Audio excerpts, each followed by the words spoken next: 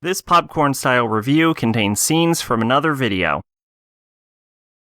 Danganronpa 3, The End of Hope's Peak High School, Despair Arc. So, this is a prequel before even this takes place specifically, it starts off during the Despair Boys, start at Hope's Peak, and then continues on into the first year, the missing year for Danganronpa 1, where the main cast shows up. And it shows how, it shows before the Despair Boys in their class, and, they're chilling out and they're getting to know each other, and apparently Chicky is there, and she becomes the class rep, and everyone gets attached to her, and they have a teacher who's the ultimate housekeeper, who is fucking awesome, and I love her from word go. She's probably one of my favorite Danganronpa characters already, which is cool, seeing them all fuck around a bit, get to know each other. But then, because this is the Despair arc, when we get into year 2, Junko shows up, and we all know what happens then. Junko fucks everything up, being Junko. It's actually really cool to see Junko work. Usually we just get her after effects, and I said before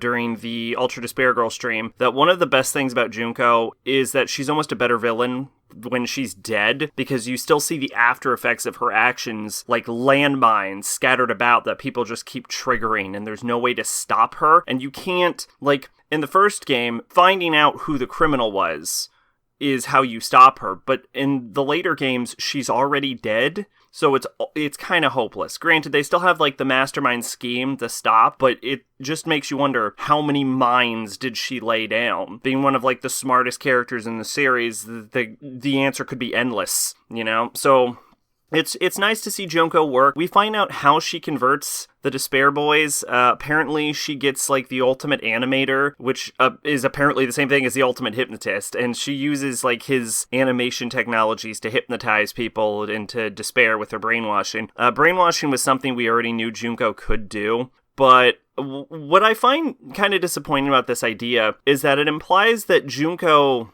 converted them, not with her words or actions, but she converted them just with brainwashing. And I think that kind of takes away from her mystique a little bit. Granted, Junko has all the mystique in the world, but that little touch, because before, it wasn't, I don't recall them mentioning that it was brainwashing specifically, and it seemed like she just fucked with everyone's head, So it's disappointing in that regard. I mean, I guess it makes sense, but it also kind of takes away from Junko's credibility, because if she can just brainwash those people, then are all of the members of Ultimate Despair just brainwashed? Was anyone actually seduced to despair her goal, or was she just mind controlling everyone?